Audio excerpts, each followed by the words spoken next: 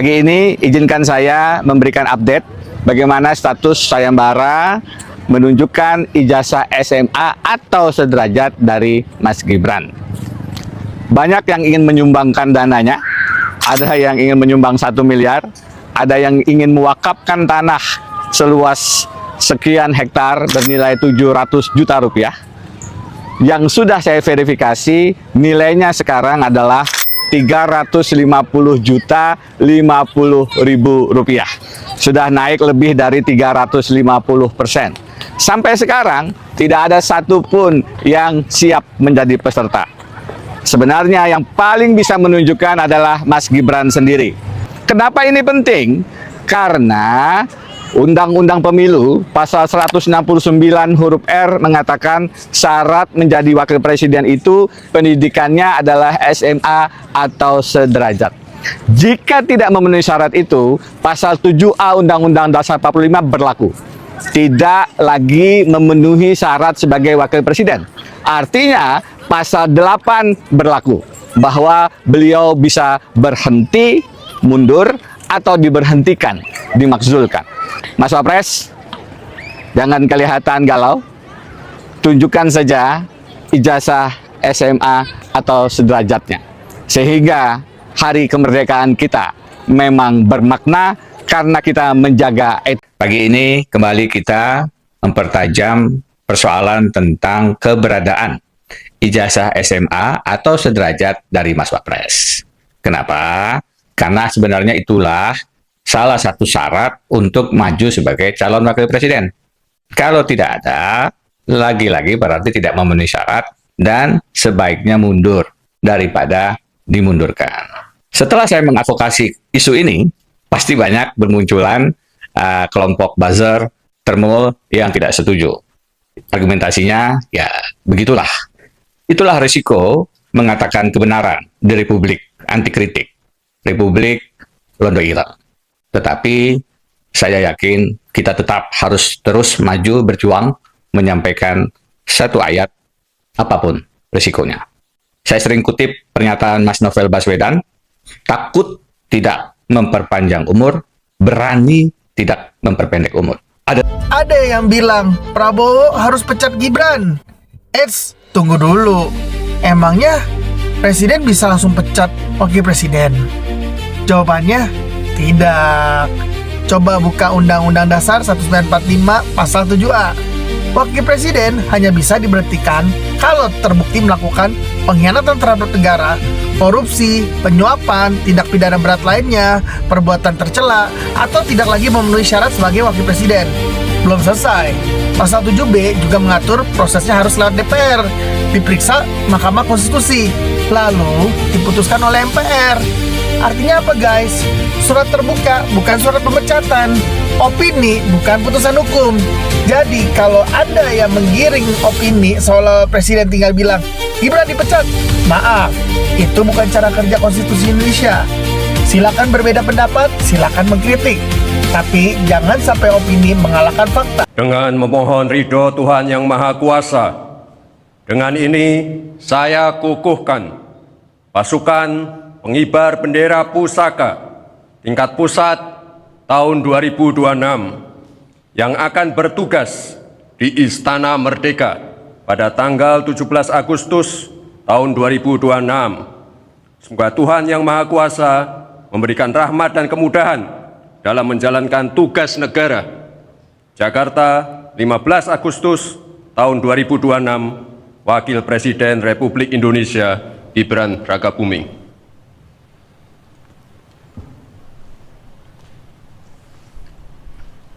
Penyematan lencana merah putih Garuda dan pemasangan kendit kepada pemimpin upacara secara simbolis sebagai tanda pengukuhan anggota pasukan pengibar bendera pusaka oleh pembina upacara.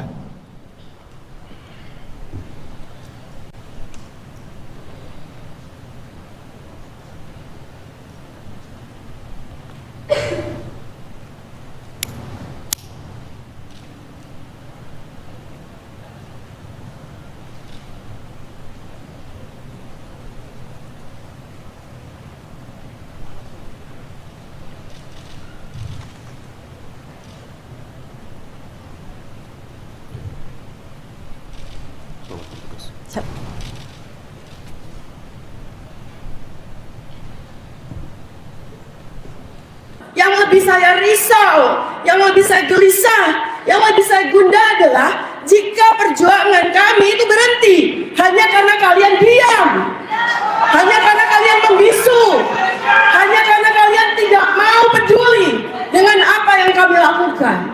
Karena perjuangan saya tidak akan berhenti dimanapun saya berada. Mau saya dikunci di kotak, mau saya dikunci di gua, nggak peduli.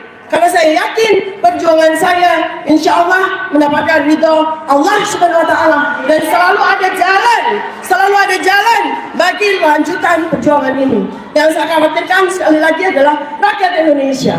Ketika ada orang pemberani sudah memartirkan diri, sudah mewakafkan diri untuk memulai perjuangan ini, untuk mulai peperangan ini, akankah kalian berhenti? Akankah kalian diam saja? Akankah kalian tidak terusik untuk bersama dengan kami meneruskan? Ya, Denny Indrayana, ini pakar hukum tata negara, ini ya, luar biasa, seorang lawyer juga ya. Beliau tadi banyak menyampaikan banyak hal, jadi banyak ya, bukan para ya, jadi agak beda dikit lah intonasinya kan begitu. Oke lah, itu hanya pengantar saja lah, biar nggak terlalu tegang-tegang banget gitu ini. Tapi saya coba sedikit untuk mengulas komentar dari netizen saja sebelum kita masuk nanti pada pembahasan lebih lanjut ya. Kasihan ada partai-partai, orang-orang sakit hati, dan antek-antek luar negeri yang bertubi-tubi berbagai macam cara mau menjatuhkan Pak Jokowi dan keluarganya selalu tidak berhasil. Kita rakyat Indonesia, terutama yang pribumi, jangan mudah diprovokasi. Ingat, ini banyak dari partai-partai yang buat isu-isu dan fitnah ya. Harusnya fight dulu kan, biar langsung cepat selesai masalahnya kan begitu. Tapi ini masih fitnah ya. Ini pandangan dari Untung Sunardi ya. Demi untuk mendapat masa untuk menghadapi pemilu 2029, dan yang paling bahaya sebenarnya yaitu antek-antek luar negeri yang sengaja Indonesia dibuat gaduh dan diadu domba rakyatnya agar rakyat Indonesia mudah dibodohi lagi seperti zaman dulu. Apa Anda mau rakyat Indonesia dibodohi lagi oleh negara luar seperti zaman dulu? Ya, saya akan lawan gitu ya. Saya nggak mau lah. Sebagai rakyat ya, mana mau kita dibodohi lagi. Lagian kita nggak bodoh-bodoh banget lah, itu udah cerdas semua lah gitu ya. Ya, saya percaya untuk itu. Nah, tapi dalam hal ini tentu siapa yang antek-antek asingnya gitu loh. Ini antek-antek asing, maksudnya yang antek-antek asingnya itu siapa? Saya sih nggak tahu yang antek-antek luar negeri yang mana ini. Tapi kan apa namanya? Saya nggak tahu ini arahnya kemana. Cuman ya selagi memang kita secara konstitusional gitu ya kita sah, ya kita punya KTP lah gitu ya. Itu ya negara Indonesia gitu loh. Kartu tanda penduduk ya. Dan kita resmi dan kita sah di mata hukum, di mata undang-undang ya, bahwa kita warga negara Indonesia gitu loh. Ya mau gimana gitu loh. Jadi yang antek-antek asingnya saya nggak tahu siapa ya, atau si A si B ya saya nggak tahu lah. Tapi kalau ini apakah mau rakyat Indonesia dibodohi lagi oleh negara luar seperti zaman dulu, ya itu saya nggak mau, kita nggak mau lah ya. Dan saya kira kita udah cerdas juga lah. Nah, ini sebenarnya terkait lengserkan, nah ini nih, setuju lengserkan Gibran ya, Raka Buming Raka, ini RR ya, sebagai Wapres RI karena sangat memalukan bangsa besar RI punya Wapres hasil rekayasa bapaknya Gibran, Joko Widodo, dan pamannya Ketua MK saat itu. Di video sebelumnya sudah bahas ini sebetulnya teman-teman ya. Kan tetapi memang dalam hal ini kita harus jujur, dan saya harus jujur dan harus fair juga bahwa memang begitu banyak kontroversi yang terjadi pada kontestasi Pilpres 2024 lalu. Tetapi apakah kita harus berlarut-larut dalam bayangan itu atau dalam peristiwa itu? Tetapi peristiwa itu tentu menjadi sejarah yang saya kira ya cukup memprihatinkan, karena dengan segala dugaan-dugaan macam-macam, dengan segala kontroversinya gitu ya, bahkan disebut-sebut sebagai Pilpres juga brutal gitu dan macam-macam itu. Tapi ya setidak-tidaknya ya sudah ada putusan MK ya terkait sengketa pilpres di Mahkamah Konstitusi waktu itu ya, meskipun ya hasilnya dissenting juga waktu itu ya, karena ada juga kemudian ya setidaknya kan ada beberapa hakim yang berbeda pendapat gitu loh. Tapi sekali lagi untuk memakzulkan ini nggak gampang ya. Tapi bukan berarti nggak bisa loh. Sejarah bangsa kita mengatakan jangankan wakil presidennya pun yang berkuasa berapa lama pun tetap jatuh, tetap turun. Nggak ada cerita kalau rakyat sudah berkehendak, kan begitu. Tetapi memang bedanya dulu kan masih ya belum seperti yang sekarang gitu. Ya, ini kan sekarang memang udah langsung rakyat yang memilih, rakyat yang menentukan. Ya kalau dulu mungkin ya masih tetap MPR lah gitu ya. Ini sekarang udah beda. Nah, kalau misalnya dimakzulkan, misalnya nih dipaksakan lah, misal contoh nih dipaksakan. Ya gimana nanti perasaan yang milih Prabowo Gibran waktu itu kan nggak enak juga. Itu suara rakyat udah diberikan loh. Kenapa Anda senaknya mau nurunin, mau makzulkan? Ya ujung-ujungnya nanti rakyat ya chaos sendiri kan gitu. Nah, kecuali Gibrannya mau mundur ya is oke saja, nggak apa-apa gitu. Tapi proses-prosesnya pun pasti akan lama sekali.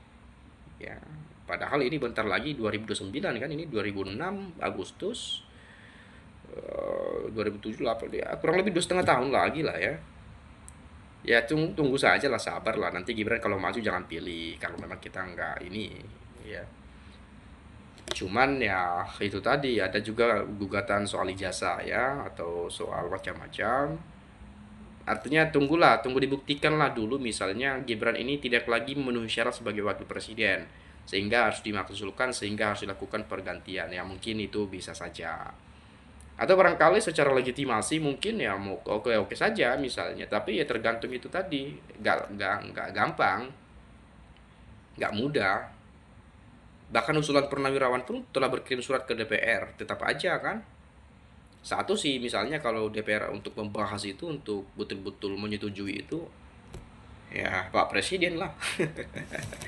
Prabowo sebagai presiden kalau beliau, perintahkan DPR tuh setujukan itu misalnya. Gimana pun ya anggota-anggota DPR itu dari fraksi-fraksi partai politik juga kan. Nah partai-partai politik hari ini bergabung dalam koalisi pemerintahan Prabowo Subianto, Prabowo Gibran, koalisi merah putih kan.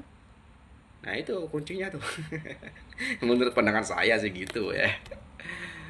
Nah kemudian Termul hanya mencari duit recehan. Lumayan, mungkin modal cuman membual asbun, tidak usah logis, karena logika juragannya juga unlogik ya.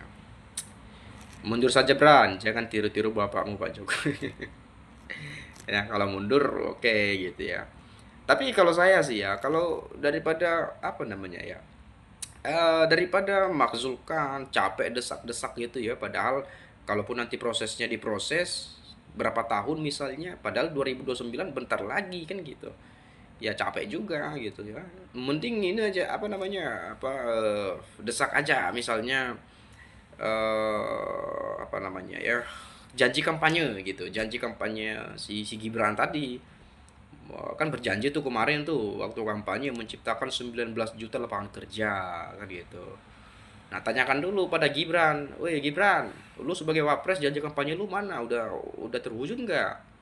Udah ada nggak realisasinya? Udah berapa persen? Di mana aja? Apa aja kan gitu? Ya kalau nggak ada, ya lu mundur deh. Lu cuman omong-omong doang tuh, janji palsu lu. Ya mundur, gantikan tuh. Biar apa misalnya gitu ya, terus Gibran mau mundur misalnya kan gitu ya, mungkin prosesnya akan lebih cepat. Tapi ya mana mungkin Gibran mundur. Mungkin sekarang lagi ngambil ancang-ancang kali untuk 2029 ya. Ya ini macam-macam lah ya, di Indonesia ini banyak isu, banyak kasus lah ya. Kayaknya satu hari nggak ada kasus bukan Indonesia namanya teman-teman ya. Saya nggak tahu ini di luar negeri sama nggak ya, seperti di Indonesia ini ya. Nah kemudian bukan cuma wapresnya yang harus mundur, tapi manusia super pekok yang ngotot jadikan dia wapres ikut dilengsarkan. Maksudnya dua-duanya, ya bisa chaos dong Indonesia. Ya bisa aja ya orang luar negeri sana ya ambil kesempatan untuk ini kan gitu ya, jangan nggak boleh juga lah ya. Apalagi Pak Prabowo, saya walaupun nggak pemilih Prabowo, nggak pendukung Prabowo, saya nggak setuju kalau Prabowo juga dilengsarkan ya. Kalau Wapres mungkin ya oke lah gitu ya, bukan kita benci dan lain-lain, tapi ya karena prosesnya waktu itu pun saya merasa ya ini belum layak nih, toh kok bisa dipaksakan ya. Itu waktu itu kan usianya pun belum cukup lah.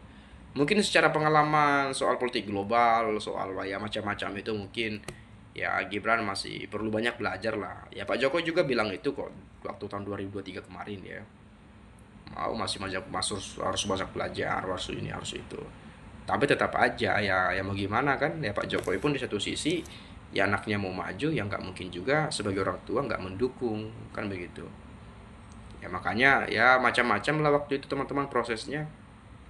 Di satu sisi Joko Widodo sebagai presiden harus netral gitu ya. Di satu sisi anak sulungnya maju sebagai cawapres dan ingin karir politiknya lebih tinggi kan begitu ya.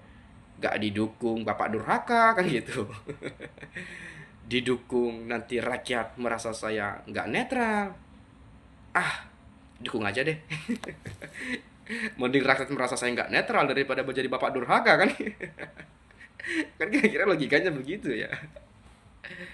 Tapi sekali lagi ya nggak apa-apa lah, walaupun dikata-katakan politik dinasti dan lain-lain, selagi bisa kerja ya nggak ada soal lah untuk saya ya sebagai masyarakat, nggak ada soal lah. Tapi ya kalau memang nggak bisa kerja ya udah memang prosesnya juga menuai kontroversi, banyak problem.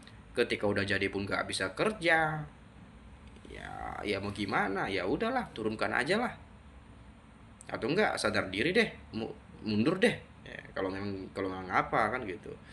Cuman ya siapa pejabat yang mau mundur di Indonesia ini teman-teman ya. Jadi pejabat itu sebetulnya enak ya, enak-enak capek lah gitu ya, tapi rakyatnya juga ya itu harus menikmati lah, dipaksakan lah gitu ya, dipaksakan untuk menikmati, padahal sebetulnya kita nggak bisa nikmati. Kebijakannya aja kadang-kadang ngelantur kemana-mana, kadang-kadang itunya juga macam-macam, program-programnya juga banyak masalah.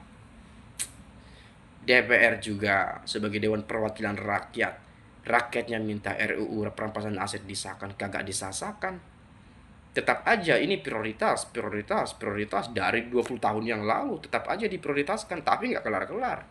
Saya nggak tahu ini, tapi kalau buat undang-undang yang lain kayaknya enteng-enteng aja gitu loh ya. Kok yang satu ini kok susah betul gitu loh. Sampai ada tuh kan yang mengusulkan agar hukuman mati koruptor disahkan. Jangankan itu, RUU aja, perampasan aset aja nggak kunjung disahkan, ya apalagi itu ya, mimpilah kita gitu ya. Jadi sekira inilah Indonesia ini kayak apa namanya, kalau saya sendiri berpikir gimana ya, kayak harusnya kita ini sebagai bangsa atau aparat penegak hukum atau apapun itu harus berani lah ambil resiko lah gitu ya, berani ngambil resiko ya guna untuk melakukan efek jera kepada pelaku-pelaku tindakan kejahatan lah kira-kira gitu, kepada koruptor-koruptor. Janganlah nanti kemudian soal HAM dikit-dikit HAM gitu loh ya. Padahal rakyat ini juga ada HAM-nya loh. Kita juga hak asasi manusianya melekat pada diri kita loh. Kalau ada koruptor-koruptor yang menggarang uang rakyat misalnya, yang harusnya itu kita bisa nikmati sebagai masyarakat, tapi kita nggak jadi menikmatinya. Udah digarang duluan, udah dirampok duluan, mau gimana kita rakyat menikmatinya? Gitu loh, ya kan? Ya macam-macam deh, pusing saya teman-teman lama-lama kalau begini terus. Apa namanya, presidennya bilang ya kalau mau pindah aja, pindah negara. Sekelas presiden tuh mengusir rakyatnya. Bukan ngusir sih ya, tapi kalau mau pindah ya pindah aja, nggak ada yang melarang katanya gitu ya. Inilah Indonesia genap 81 tahun merdeka, tapi rakyatnya sebagian besar masih merasa dijajah, bukan oleh bangsa asing, oleh bangsanya sendiri. Saya jadi ingat kata-kata Bung Karno. Ya, perjuangan saya lebih mudah karena mengusir para penjajah, karena melawan para penjajah. Tapi tugasmu akan sulit karena akan melawan bangsamu sendiri, katanya gitu tuh. Ini realitanya hari ini. Ya, saya kira kita tetap mencintai negeri ini karena negeri ini sepanjang masa, dan kita tetap support pemerintahan Prabowo Gibran untuk menjalankan tugas-tugasnya dengan baik dan benar. Saya kira begitu. Terima kasih, salam, dan sampai jumpa.